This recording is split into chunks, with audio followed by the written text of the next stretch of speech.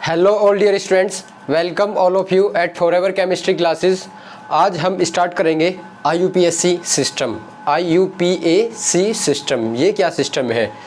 कार्बनिक रसायन के अंदर हमारे जो कार्बनिक यौगिक होते हैं उन कार्बनिक यौगिक का नामकरण कैसे करते हैं, उन कार्बनिक यौगिक का नामकरण कैसे करते हैं, उसी के लिए हमारा क्या बनाया गया है, IUPAC सिस्टम बनाया गया है। पहले मैं आपको इसके बारे में थोड़ा बता देता हूँ। एज एन नॉलेज आपको पता होना चाहिए कि IUPAC कैसे बना, क्या होता था। स्टार्टिंग में आपने देखा होगा ऑर्गेनिक कंपाउंड्स की संख्या, कार्बनिक यौगिक की संख्या बहुत ही कम थी। पहले वोलर द्वारा पहला यूरिया बनाया गया, मीथेन, एसिटिक एसिड और रेस्पेक्टिवली ऐसे बहुत सारे ऑर्गेनिक कंपाउंड्स बने। ये जो कार्बनिक यौगिक हमारे बने हैं, ये कार्बनिक यौगिक पहले जब 1870-80 के आसपास की बात है, उस समय इनकी संख्या क्या थी, बहुत लिमिटेड थी, ये बहुत ही कम थे। बट क्या हुआ, टाइम के साथ इनकी डिस्कवरी और ज़्यादा होती चली गई। तो पहले क्या था, जब कार्बनिक यौगिक लिमिटेड थे, इनकी संख्या बहुत ही कम थी, तो ऐसे केस में जो इनका नामकरण किया जाता था वो किसके द्वारा किया जाता था, एक सिस्टम था पहले, ट्रिवियल सिस्टम। आज भी कुछ यौगिक के नाम, कुछ कार्बनिक यौगिक के नाम आज भी ट्रिवियल सिस्टम से लिए हुए हैं, रिटेन करे गए हैं। कुछ कंपाउंड्स के नाम, कुछ यौगिक के नाम आज भी लिए गए हैं। जैसे आपने देखा होगा CH triple bond CH, IUPAC तो इसे इथाइन बोलता है, और इसका एक और नाम है क्या, एसिटिलीन। क्या है इसका नाम, एसिटिलीन। ये एसिटिलीन जो इसका नाम है, ये क्या इसका नाम है, ये इसका ट्रिवियल नाम है। ट्रिवियल सिस्टम द्वारा जो नाम दिए जाते थे वो ट्रिवियल नाम होते थे। अब ट्रिवियल जो सिस्टम है अब वो डिस्कार्ड कर दिया गया है, उसकी अभी बताऊंगा, और उसका रीज़न क्या है कि वो डिस्कार्ड हुआ है, उसे हटा दिया गया है। जैसे हमारा ये है CH2 डबल बॉन्ड CH2, इसका नाम IUPAC द्वारा इथाइन बताया जाता है, और इसका जो ट्रिवियल नाम है वो क्या है, इथाइलिन। क्या है, इथाइलिन। सिमिलरली ऐसे ही हमारे पास में HCOH फॉर्मिक एसिड है, फॉर्मिक एसिड, जिसका आज नाम है क्या, मिथेनोइक एसिड। तो बहुत सारे कंपाउंड हमारे पास में, बहुत सारे कार्बनिक यौगिक ऐसे हैं जिनका नामकरण आज भी हम किस सिस्टम के आधार पर चलाते हैं, ट्रिवियल के आधार पर चलाते हैं। बट ये सिस्टम अब नहीं है। पहले जो कार्बनिक यौगिक का नामकरण करता था, जो सिस्टम नाम देता था, उसका नाम था ट्रिवियल सिस्टम। बट आज हमारे प्रेजेंट समय में आज हमें जो कार्बनिक रसायन के अंदर कार्बनिक यौगिक का जो नाम देता है वो कौन है, IUPAC सिस्टम। अब इसका डिस्कार्ड होने का रीज़न क्या है वो बताता हूँ। देखिए, ट्रिवियल सिस्टम जो है ये नाम किस आधार पर रखता था, इसका एक पर्टिकुलर रूल था, मतलब कोई पर्टिकुलर रूल नहीं था, एक पर्टिकुलर रूल नहीं था इसका। कारण ये क्या करता था कि जैसे हमें कोई कंपाउंड मिला, ऑर्गेनिक कंपाउंड मिला हमें, जैसे ये है पहला कार्बनिक यौगिक, मतलब ये मीथेन एल्केन सीरीज का पहला सदस्य है। पहला तो ये हमारा है नहीं, पहला तो यूरिया होता है हमारा, ये मीथेन है हमारा, एल्केन श्रेणी का पहला सदस्य है। इसका नाम मार्सी गैस भी है। क्या नाम है इसका, मार्सी गैस। मीथेन गैस कहाँ पे पाई जाती है, दलदली स्थानों पे पाई जाती है। तो मार्सिपेलेस भी होते हैं जो दलदली स्थान होते हैं, ठीक है। दलदली स्थान पे पाए जाने की वजह से इसे रखा गया, बोल दिया गया मार्सी गैस। ये क्या करता था ट्रिवियल सिस्टम, जो वो कंपाउंड है, जो वो कार्बनिक यौगिक है, वो जिस जगह से प्राप्त हुआ है, यानी कि उसका स्रोत क्या है, या तो स्रोत के आधार पे नाम रख देता था, या उसके कोई जहाँ से प्राप्त हुआ है उसके कोई गुण के आधार पर उसका कोई नाम पकड़ लेता था, उसके आधार पर नाम रख देता था। मेरा कहने का क्या मतलब है कि कहीं ना कहीं जहाँ से वो प्राप्त हुआ है या जो यौगिक का नाम है उससे संबंधित कुछ भी गुण ढूंढता था उसका, और गुण ढूंढकर उस यौगिक का नाम रख देते थे। बट ऐसा हम कब तक कर सकते हैं, जब हमारे पास में कार्बनिक यौगिक की संख्या बहुत कम हो।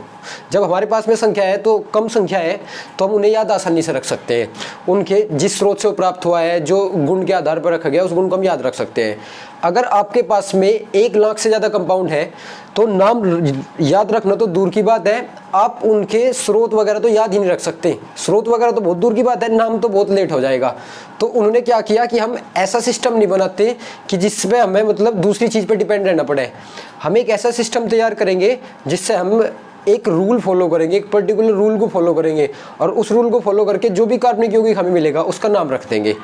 तो ट्रिवियल सिस्टम के पास में ऐसे कोई पर्टिकुलर रूल नहीं था। ये कोई गुण, कोई स्रोत, कोई भी मतलब एक प्रॉपर्टी पकड़ लेता था उसकी, और उस प्रॉपर्टी के आधार पर उसका नाम रख देता था। तो ये सिस्टम हटा दिया गया जैसे जैसे कार्बनिक यौगिक की संख्या बढ़ी। आज हमारे पास में जो सिस्टम है IUPAC सिस्टम, ये किसके द्वारा दिया गया है, एक जगह है, एक जगह का नाम मैं आपको बताता हूँ, जर्मनी। जर्मनी केमिस्ट्री का हेडक्वार्टर है। जितने भी नोवेल्स, जितने भी केमिस्ट्री में होने वाले चेंज है वो सारे के सारे कहाँ से होते हैं? जेनेवा। जर्मनी में एक स्थान है जेनेवा, जेनेवा एक शहर का नाम है। वहाँ पे क्या है, केमिस्ट्री जो आयुपैक सिस्टम है, ये जो सारा का सारा केमिस्ट्री का चेंज होता है, जो भी डिस्कवरी होती है उसे इंक्लूड करना, मर्ज करना, सब कहाँ पे होता है? जर्मनी के अंदर जेनेवा में होता है। तो उन्होंने क्या किया, उन्होंने वहाँ पे जो हमारा ट्रिवियल सिस्टम था वो हटा दिया गया। साइंटिस्ट की मीटिंग हुई कि अब ये सिस्टम अच्छा नहीं है नामकरण के लिए, हम दूसरा सिस्टम बनाएंगे। तो उन्होंने कौन सा सिस्टम दिया? IUPAC system. चलो IUPAC सिस्टम की बात कर लेते हैं। ये हमारा है IUPAC सिस्टम। फुल फॉर्म आपको पता ही होगी, आपने 9th या 10th 11th कहीं ना कहीं सुना होगा, international union of pure and applied chemistry. चलो देखते हैं। अब सबसे पहले देखिए, इस किसी भी ऑर्गेनिक कंपाउंड का, किसी भी कार्बनिक यौगिक का नाम बनाने के लिए आपको क्या करना होगा? एक फॉर्मूला क्या करना होगा? आपको एक फॉर्मूला फॉलो करना होगा। एक फॉर्मूला आपको क्या करना होगा? फॉलो करना होगा। वो फॉर्मूला क्या है वो अभी देख लेते हैं। देखिए स्टूडेंट्स, वो फॉर्मूला क्या है हमारा? Prefix plus root word, RW लिख देता हूँ मैं शॉर्ट में, prefix plus root word plus primary suffix. क्या है? Primary suffix. और ये क्या है हमारा? Secondary suffix. देखिए एक बात और ध्यान से सुनिए, आप हिंदी मीडियम के स्टूडेंट्स हो या इंग्लिश मीडियम के स्टूडेंट्स हो, डजेंट मैटर, ये कोई मैटर नहीं करता। IUPAC आप इंग्लिश में ही सीखेंगे। IUPAC नामकरण जो है, कार्बनिक यौगिक का जो नामकरण है, वो आप कहीं में सीखेंगे, वो इंग्लिश में ही सीखेंगे। हिंदी में उसे सीखने का कोई फायदा नहीं होता है। जहाँ पे भी आप जाओगे वहीं पे आपको ये कहीं में लिखना होगा, इंग्लिश में लिखना होता है। तो ये एक ऐसा ऑप्शन होता है जिसे आप हिंदी में भी और इंग्लिश में दोनों में लिख सकते हैं, हिंदी मीडियम के स्टूडेंट्स। तो इसे आप कहीं में सीखेंगे, इंग्लिश में ही सीख लेना। वैसे कोई प्रॉब्लम नहीं होगी आपको, कोई मतलब ज़्यादा इंग्लिश लगानी नहीं पड़ेगी। वही सिंपल सी बात होगी, मैं आपको समझाऊंगा ये prefix, root word, primary suffix और सेकेंडरी सफिक्स क्या चीज़ है। ये फॉर्मूला है हमारा किसे बनाने का? किसी भी कार्बनिक यौगिक का नाम बनाने के लिए जो हमारा फॉर्मूला है वो क्या है? ये है। ओके स्टूडेंट्स, अब देखते हैं, ये सबसे पहले हम देख लेते हैं ये फॉर्मूले में क्या चीज़ें हैं। अब टाइम ना वेस्ट करते हुए डायरेक्ट पॉइंट पर आते हैं और IUPAC स्टार्ट करते हैं। देखिए प्रेफिक्स मैं आपको बाद में बताऊंगा क्या होता है, पहले आप ये समझ लेंगे तो प्रेफिक्स अपने आप ही समझ आ जाएगा। तो सबसे पहले क्या पढ़ते हैं हम? Root word. क्या पढ़ते हैं? Root word. रूट वर्ड में हम क्या करते हैं? काउंटिंग ऑफ कार्बन, कार्बन की क्या करते हैं? गिनती करते हैं। काउंटिंग ऑफ कार्बन का मतलब क्या है हमारा? कार्बन की गिनती करते हैं हम, कार्बन की गिनती करते हैं। जैसे हमारे पास में एक कंपाउंड है CH3, तो इसमें कितने कार्बन है हमारे पास में? 2 कार्बन है ना, तो गिनती की हमने 2 कार्बन है, और 2 कार्बन के अकॉर्डिंग हम रूट वर्ड यूज करते हैं। अब ये रूट वर्ड मिले हैं, बनाए गए हैं, रूट वर्ड बनाए गए हैं। ग्रीक लैंग्वेज के अंदर 1 को बोला जाता है METH, मीथ। 2 को बोला जाता है ग्रीक लैंग्वेज के अंदर ईथ। ये ग्रीक लैंग्वेज से लिए गए वर्ड्स है। 3 के लिए क्या यूज करेंगे? प्रोप। ये वहाँ पे यूज हो, ग्रीक लैंग्वेज के अंदर वर्ड्स है, यूज होते हैं। रूट वर्ड का मतलब है एक कार्बन के लिए हम क्या वर्ड यूज करेंगे, एक कार्बन के लिए हम क्या यूज करेंगे, 2 कार्बन के लिए हम क्या यूज करेंगे, 3 कार्बन के लिए हम क्या यूज करेंगे, 4 कार्बन के लिए हम क्या यूज करेंगे? But, not but, this is not but, ये बट नहीं है, ब्यूट है। पेंट।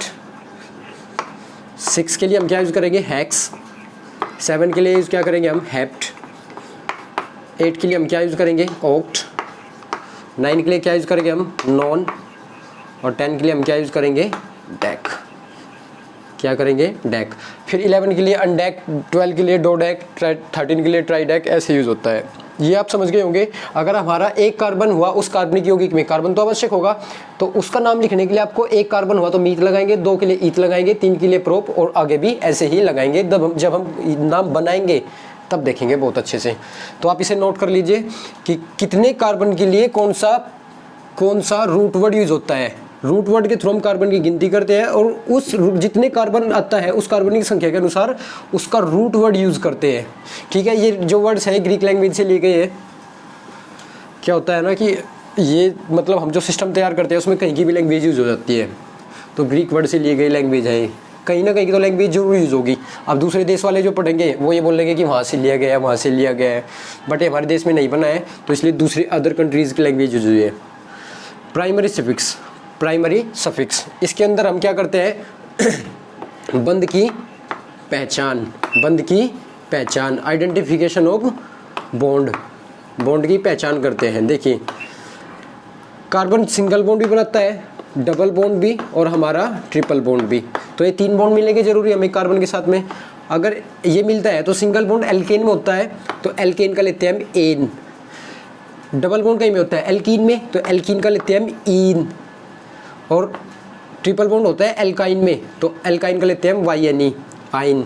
अब देखिए अगर हमें मिला सिंगल बॉन्ड तो सिंगल बॉन्ड के लिए जो प्राइमरी सफिक्स यूज होगा वो एन होगा, डबल बॉन्ड के लिए जो प्राइमरी सफिक्स यूज होगा वो ईन होगा, और ट्रिपल बॉन्ड के लिए जो प्राइमरी सफिक्स यूज होगा वो आइन होगा। यानी कि एन ईन आइन ये हमारे प्राइमरी सफिक्स है। क्या हमारे प्राइमरी सफिक्स ये 3 होते हैं, आप इन्हें पहचान सकते हैं बहुत ईजिली।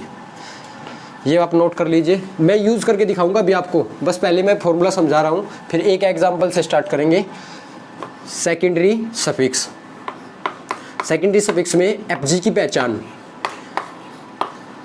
फंक्शनल ग्रुप की पहचान। फंक्शनल ग्रुप किसे बोलते हैं हम, क्रियात्मक समूह, उसमें हमारा कौन सा क्रियात्मक समूह उपस्थित है। अब हमारा COOH हो सकता है तो उसके लिए हम क्या लगाएंगे, ओइक एसिड, क्या लगाएंगे, ओइक एसिड, ओइक अम्ल। जैसे हमारा एल्डिहाइड होता है CHO तो इसके लिए हम क्या लगाएंगे, अल, ठीक है। अगर हमारा OH होता है तो हम क्या लगाएंगे, ओल। अब ये ऐसे ही बहुत सारे क्रियात्मक समूह हैं, इनके बारे में अभी बात करेंगे। देखिए सेकेंडरी सफिक्स में हम क्या करते हैं, क्रियात्मक समूह की पहचान करते हैं। जो क्रियात्मक समूह में मिलता है उस क्रियात्मक समूह के लिए जो नाम लिखा जाता है वो उसका सेकेंडरी सफिक्स होता है। जैसे COOH का सेकेंडरी सफिक्स क्या है, ओइक एसिड, क्योंकि इसका नाम है कार्बोक्सिलिक एसिड, तो कार्बोक्सिलिक का ओइक और एसिड लिया गया है। जैसे एल्डिहाइड का Al लिया गया है, अल्कोहल का OL लिया गया है। तो इसी प्रकार हर एक क्रियात्मक समूह के लिए एक सेकेंडरी सफिक्स यूज होगा जो कि उसके नाम बनाते दौरान हमें उसमें नाम में ऐड करना होगा। अभी मैं आपको क्रियात्मक समूह बताऊंगा, क्रियात्मक समूह के बारे में बहुत डिटेल में बात होगी, क्योंकि क्रियात्मक सेकेंडरी सफिक्स और प्रेफिक्स का एक रिलेशन होता है, वो रिलेशन देखने के बाद हमें पता लग जाएगा। क्रियात्मक समूह सारे लिखे गए, हम कौन कौन से क्रियात्मक समूह हमें 12th में ज़रूरत होती है या हमें 11th में भी ज़रूरत पड़ती है इनकी, पर फिलहाल हम डीलिंग कर रहे हैं किससे, 12th क्लास से। ये हमारा फॉर्मूला है, चलो एक बार एक नाम से देख लेते हैं। जैसे हमारे पास में क्या, सिंपल ले लेते हैं बिल्कुल पहले, CH4 ले लेते हैं। CH4 तो आपको पता है एल्केन श्रेणी का पहला सदस्य है, कार्बन को 4 बॉन्ड बनाने हैं, चारों ही सिंगल बॉन्ड है। अब एक बात बताइए, प्रेफिक्स को अभी मैं इंक्लूड नहीं कर रहा, ये बाहर है, अभी इसके बारे में अलग से बात करेंगे। इसमें कितने कार्बन है, 1 कार्बन, और 1 कार्बन के लिए मैं क्या यूज़ करूँगा बताइए, 1 कार्बन है ना, 1 कार्बन के लिए यूज़ करूँगा मीथ। यहाँ से स्टार्ट कर रहा हूँ मैं रूट वर्ड, यानी कि इस नाम बनाने से पहले सबसे पहले आपको क्या देखना है कि उसमें कितने कार्बन है, रूट वर्ड कितने कार्बन है हमारे, ये बताइए आप। रूट वर्ड में कार्बन 1 है, 1 के लिए मैंने मीथ यूज़ किया। उसके बाद हम देखते हैं कैसा बॉन्ड है यहाँ पे, कार्बन के मीथेन में तो सारे सिंगल बॉन्ड है, और सिंगल बॉन्ड के लिए हम क्या लिखते हैं, एन। तो क्या बना हमारा मीथेन, कोई फंक्शनल ग्रुप नहीं है, कोई क्रियात्मक समूह भी नहीं है, तो ये क्या है हमारा मीथेन। जैसे हमने ले लिया है CH3 कितने कार्बन्स है, 2 1 और 2 कार्बन्स के लिए ईथ, और सारे बॉन्ड किस कार्बन के बीच में कैसे बॉन्ड है, सिंगल, तो ये क्या है हमारा एन, ईथेन। इसी प्रकार हम कार्बन के कितने हैं, 3 है ना, क्या होगा हमारा प्रोपेन। ठीक है, तो ये तो आप सिंपल वाले हैं तो देख सकते हैं। मैंने डायरेक्ट एक बात बोल लिया बस, जो मेन बात है वो क्या है कि सबसे पहले कार्बन देखिए, फिर कार्बन के बीच बॉन्ड देखिए, और उन पर कोई फंक्शनल ग्रुप अगर लगा हो तो उस फंक्शनल ग्रुप को भी देखिए। ठीक है, ये बात अभी तक आपको पता है। अब हम स्टार्ट करते हैं वो नाम जो हमारे लिए ज़रूरी होंगे। जैसे ये वाला कंपाउंड है एक, इसका क्या नाम है, बताइए। चलो 3 से स्टार्ट करते हैं। देखिए एक पहला रोल यहीं पे आएगा, 4 कार्बन, और ये क्या है हमारा 1 2 3 4 5 कार्बन। देखिए 2 कार्बन है, ईथ, कार्बन के पीछे बॉन्ड है क्या, सिंगल बॉन्ड, तो क्या एन, ईथेन। ये क्या है 3 कार्बन है, तो दिस इज की 3 कार्बन के लिए प्रोप, सारे बॉन्ड कार्बन के बीच में सिंगल है तो एन, प्रोपेन। अब देखिए, अब आपको इसका क्या नाम लग रहा है ये बताइए। 1 2 3 4 कार्बन है, तो इसका नाम आपको लग रहा है क्या होगा? This will be butane. This is 100% butane. But हम क्या है कि इसके एक नाम में एक रूल होता है, ये ब्यूटेन ही है बट इसका नाम क्या होगा? N butane. क्या लिखेंगे हम इसे? एन ब्यूटेन लिखेंगे। रीज़न, एन का मतलब होता है नॉर्मल। एन का क्या मीनिंग होता है? नॉर्मल। नॉर्मल का मीनिंग यहाँ क्या होता है? नॉर्मल का यहाँ मीनिंग होता है स्ट्रेट। नॉर्मल का मीनिंग होता है सामान्य, बट यहाँ पे केमिस्ट्री के अंदर इस पॉइंट में इसका क्या मीनिंग होता है? स्ट्रेट। स्ट्रेट का मतलब सीधा। अब ये जो 4 कार्बन है, क्या ये एक स्ट्रेट चेन में है? क्या है एक स्ट्रेट चेन में है क्या? देखिए, आप इन 2 कार्बन्स को कैसे भी कर लीजिए, इन 2 कार्बन्स को कैसे भी कर लीजिए, ये स्ट्रेट चेन में ही रहेंगे। इन वाले को भी कितने में कर लीजिए आप, ये इन्हें मोड़ सकते हैं, ये फिर भी कितने में रहेंगे? अगर आप इसे नीचे भी लिख लेते हैं तो ये फिर भी 1 2 3 रहेंगे, 1 2 3 रहेंगे।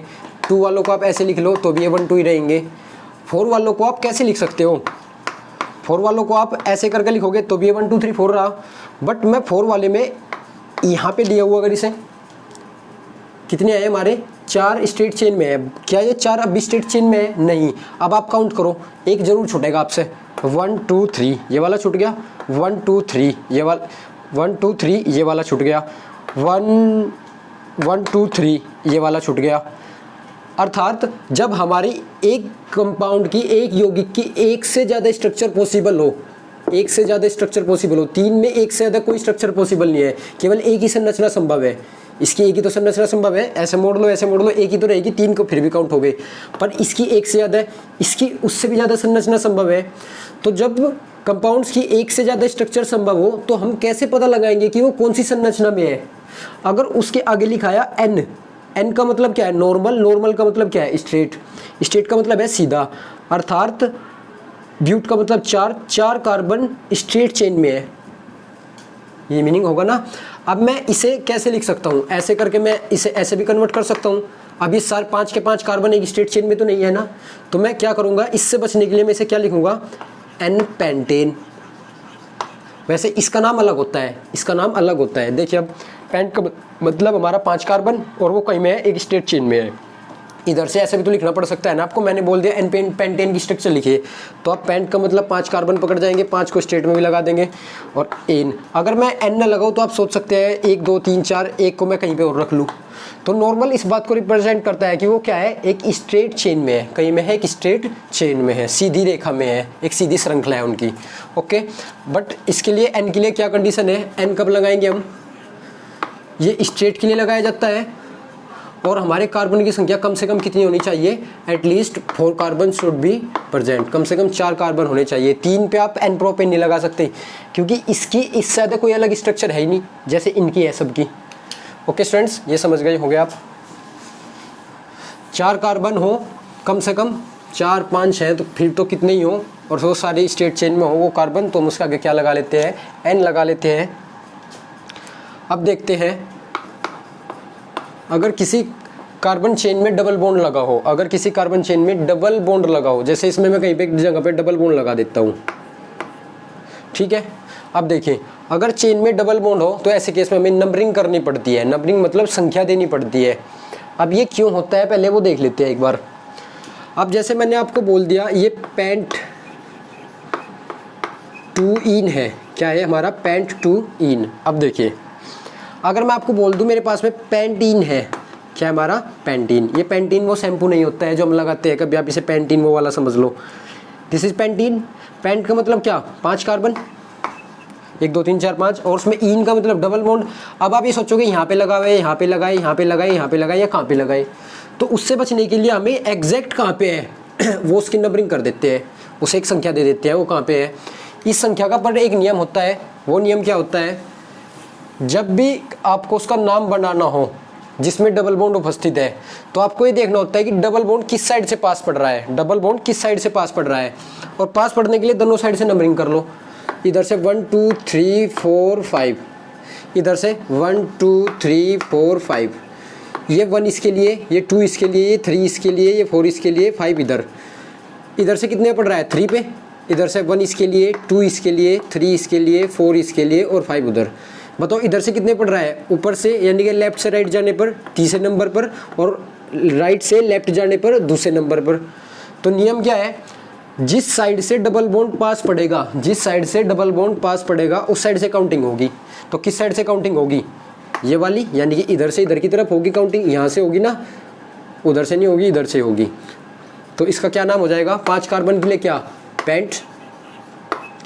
ठीक है, अगर किसी अल्फ़ाबेट को किसी नंबर से कनेक्ट करना हो, जैसे हमें क्या लिखना है, 5 कार्बन के बाद 2 पे हमारा क्या है, इन। तो जब भी कोई अल्फ़ाबेट किसी नंबर से सेपरेट होगा तो उनके बीच में क्या लगेगा, हाइपन। क्या लगेगा उनके बीच में, हाइपन। यानी कि कोई वर्ड किसी संख्या से जब पृथक करना होगा, सेपरेट करना होगा, तो उसके बीच में क्या लगाएंगे हम, क्या लगाएंगे, बोलिए, एक हाइपन लगा देंगे। दिस इज़ पेंट टू इन, समझ गए ना आप, दिस इज़ पेंट टू इन। जैसे मैं क्या करूँ, अभी मैं डबल बॉन्ड यहाँ पे रख लेता हूँ, तो अब कहाँ से होगा, अब यहीं से होगी काउंटिंग, इधर से 2 पड़ जाएगा, इधर से 3 पड़ जाएगा, तो अब ये पेंट टू इन ही रहेगा, ये और ये कोई अलग नहीं है, ये दोनों एक ही है। ठीक है, तो एक बात आपको क्या याद रखनी है, जिस साइड से डबल बॉन्ड पास पड़ता है उस साइड से काउंटिंग करते हैं, और काउंटिंग में उसका स्थान भी लिखते हैं, और जब उसका नंबर लिखते हैं तो नंबर लिखते दौरान उन्हें हाइपन से पृथक करते हैं।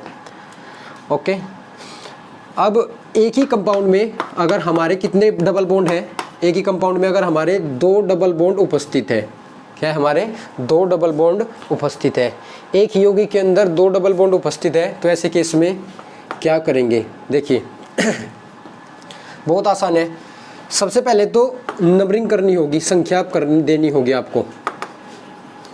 अब सबसे बड़ी प्रॉब्लम आपके लिए देखिए क्या है वो, अब जैसे मैं इसे यहाँ से हटा के कहाँ पे कर लेता हूँ, यहाँ पे कर लेता हूँ, यहाँ पे। चलो, अगर मैं इस बॉन्ड के हिसाब से देखूँ तो मुझे काउंटिंग कहाँ से करनी चाहिए, यहाँ से। अगर मैं इस बॉन्ड के हिसाब से देखूँ तो मुझे नंबरिंग कहाँ से करनी चाहिए, यहाँ से, क्योंकि डबल बॉन्ड जिस साइड से पास पड़ता है, ऐसे केस में काउंटिंग करने के लिए उधर से ही जाना पड़ता है जिधर से पास होता है। इसके अब इसके हिसाब से सोचोगे तो इधर से जाना होगा, इसके हिसाब से सोचोगे तो इधर से जाना होगा। तो ऐसे केस में क्या करें, ऐसे का केस में आपको कौन काम आएगा, सम रूल। क्या काम आएगा, सम रूल, योग नियम। सम का मतलब क्या होता है, योग, यानी कि दोनों साइड से नंबरिंग कर लो और उसका जोड़ करके देख लो, योग करके देख लो। कैसे, जैसे मैं इसकी नंबरिंग कर देता हूँ, दिस इज 1 2 3 4 5 एंड 6। चलो इधर से कर लेते हैं 1 2 3 4 5 एंड 6। अब इधर से देखिए, पहले नंबर पे है और चौथे नंबर पे है, जिस नंबर पे है उनका सम करना है। तो पहला और चौथा कितना, 5 आ गया। ऊपर वाली साइड से हमारा सम कितना आ रहा है, 5। अब इधर से देखिए 2 पे है और हमारा 5 पे है। 2 पे और 5 पे कितना होता है हमारा, 2 और 5 पे कितना होता है हमारा सम, 7। तो इधर से तो ज़्यादा नंबर आया है और इधर से क्या है हमारा, कम नंबर। सम रूल का क्या कहना है, ये इसका पूरा नाम है लोवेस्ट सम रूल। लोवेस्ट का मतलब कम वाला लेना है, निम्न योग नियम मतलब कम वाला लेना है आपको, जिस साइड से कम पड़ेगा उस साइड का सम लेना है। लोवेस्ट मतलब कम वाला, सम मतलब वो वाला सम लेना है जो कम है। तो कौन सा कम है, ये वाला। तो नंबरिंग कहाँ से होगी, इधर से होगी। तो बताइए कितने कार्बन है टोटल, 6। 6 के लिए क्या यूज होगा, हेक्स। एक और नियम है इसमें, अगर हमारे किसी कंपाउंड में, ध्यान से सुनिए, अगर हमारे किसी यौगिक में 2 डबल बॉन्ड उपस्थित हो, 2 डबल बॉन्ड उपस्थित हो, तो रूट वर्ड में अपनी तरफ से ए जोड़ लिया जाता है। क्या जोड़ लिया जाता है, अपनी तरफ से ए। अब ये क्या हो गया, हेक्सा। क्या हो गया ये, हेक्सा। हेक्स नहीं है अभी, ये हेक्सा हो गया। समझ गए ना, जब 2 डबल बॉन्ड हो गए तो उस समय हम रूट वर्ड में क्या जोड़ लेते हैं, अपनी तरफ से ए। जैसे ब्यूट पे ब्यूटा, पेंटा, हेक्सा, ऐसे जोड़ लेते हैं। अब देखो, देखिए अब मैंने हाइफन लगाया तो मतलब अब मैं उन बॉन्ड्स की पोजीशन लिखूंगा कौन सी स्थिति पे है।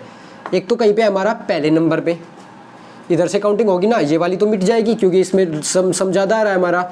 हेक्सा 1 और किस पे है, 4 पे। अब आपको पता है कोमा कब लगाया जाता है, बताइए कोमा कब लगाया जाता है। कोमे का उपयोग हम तब करते हैं जब एक ही प्रकार की चीज़ें आ जाती है। जैसे मैं एक साथ बहुत सारे पक्षियों के नाम बोल देता हूँ, बर्ड्स नेम बोल देता हूँ, तो आप उनके बीच में कोमा लगाएंगे। जब एक ही टाइप के चीज़ें बार बार रिपीट होती है तो उनके बीच में क्या लगाया जाता है, कोमा। जैसे नंबर स्टार्ट हुआ तो उनके बीच में क्या लगा दिया, कोमा। अब हमारे डबल बॉन्ड कितने हैं ये बताइए, डबल बॉन्ड कितने हैं हमारे, 2 डबल बॉन्ड है। तो हम क्या लगाएंगे, डाई। क्या लगाएंगे, डाई। अब समझिए, अगर डबल बॉन्ड है हमारे कितने, अगर हमारे डबल बॉन्ड कितने हैं, 2 है, तो 2 के लिए क्या लगाएंगे हम, डाई। अगर इसी कार्बन में एक और, इसी चेन में एक और डबल बॉन्ड होता तो कितने डबल बॉन्ड हो गए, 3। 3 के लिए हम क्या लगाएंगे, ट्राई। अगर इसी चेन को बढ़ा के इसमें एक और डबल बॉन्ड या इसी में कहीं भी एक डबल बॉन्ड लगा दिया जाता है तो 4 डबल बॉन्ड हो जाएंगे। 4 के लिए लगाते हैं हम टेट्रा। ठीक है, हेक्सा 1,4 डाई, क्या है ये, ई डबल बॉन्ड ही तो है, ईन। अब उल्टा समझिए, हेक्स मतलब 6, हेक्स मतलब 6 कार्बन। 6 कार्बन को आपने लिख लिया। ए मतलब ए कब लगाया जाता है, जब उसमें 2 डबल बॉन्ड हो। तो 2 डबल बॉन्ड कहाँ पे है, पहले और चौथे पे है। डाई मतलब 2 है और ईन मतलब डबल बॉन्ड है। ठीक है, समझ गए ना आप। ए कब लगाएंगे, डाई ट्राई किसके लिए यूज होगा वो सब देखते हैं। चलो 1-2 और देख लेते हैं।